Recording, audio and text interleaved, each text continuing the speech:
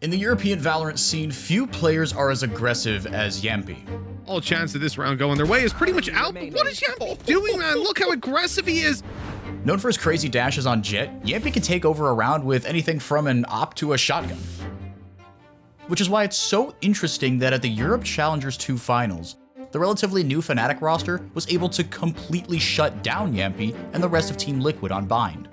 Going for that operator, but maybe he can get away with this kill. The headshot. Oh my god, that's a brave move! What the hell? When looking at Jamppi's stats, the thing that jumps out are his first bloods.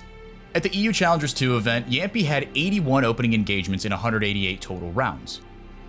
Jamppi's aggressive style is geared towards taking early fights to get a man advantage that Liquid snowballs into round wins. And in the first 2 maps in their series versus Fnatic, Jamppi was in top form, with 25 first engagements converting 13 of them into first bloods. But after map 2, in the last 2 maps of the series, we saw him fall off to just 15 first engagements, with only 5 of them turning into first bloods. So how did Fnatic adjust to slow down Jamppi? It comes down to a few simple tactics. First, they avoided his bomb site. In the game on Bind, Fnatic went for opening aggression towards the B site 3 times.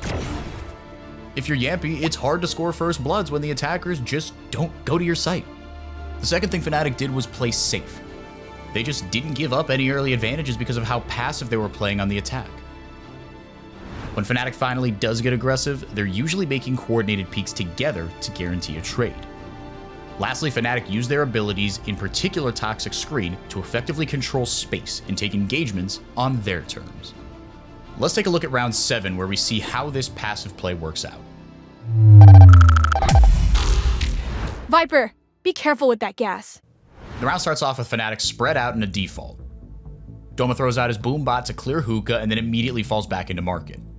This round, Jamppi is not in hookah, but had he been there, Doma would throw his pain shells, deep trapping him and giving Durka the chance to deal some nice damage with shock darts like we see in round 8. Where Jamppi is this round, however, is long B.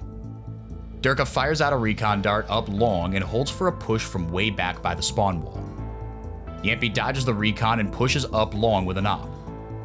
Thanks to Durka's safe positioning, Jamppi misses the shot and gives up info that he's opping long B. With this info, Fnatic knows they can fall back and hit the A site. When Fnatic does hit the A site, things don't go exactly as planned. Boaster smokes off A short and tries to find a pick around it. Unfortunately for him, Sage is playing in the smoke and gets a free kill. While it didn't work, note how Mystic tries to trade out Boaster with a spray through the smoke.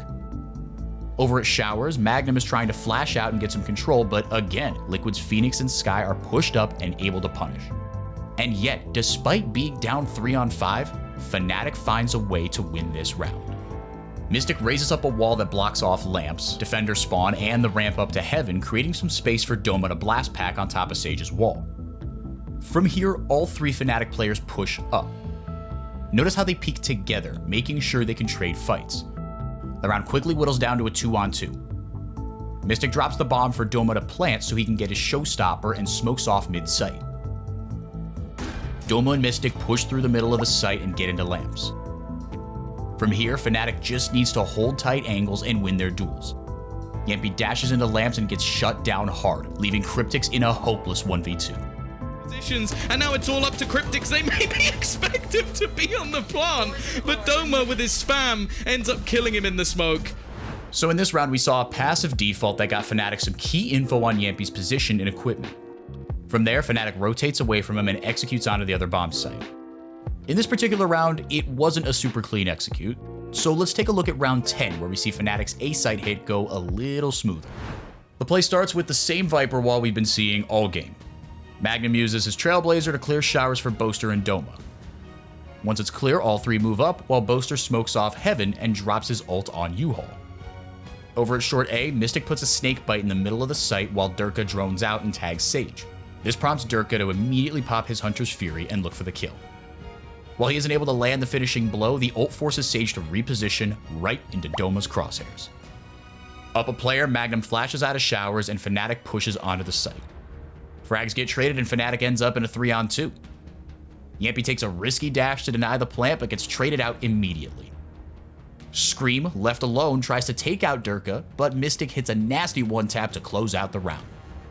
bullets onto Durka, lighting him down low, but Mystic comes in and challenges. The crown is his. 7-3. Oh my god, that was a Ferrari peak. So with this execute, we saw Fnatic use their agent's abilities, in particular Snakebite, Toxic Screen, Smokes, Hunter's Fury, and Orbital Strike to control space on the A site that forces favorable engagements. This ability usage combined with a smart, passive default perfectly counters an aggressive, momentum-based player like Jamppi. If you don't give them the opportunity to get going, they can't take over a game. While Fnatic may have a relatively new roster, their ability to change gears mid-series and use smart tactical plays proves why they are on track to be a strong contender in EU VALORANT. Look for them to make a splash in Iceland at the VALORANT Champions Tour Stage 2 Masters, Reykjavik. Thanks for watching. For more gaming-related content, subscribe to the Esports YouTube channel to stay up to date.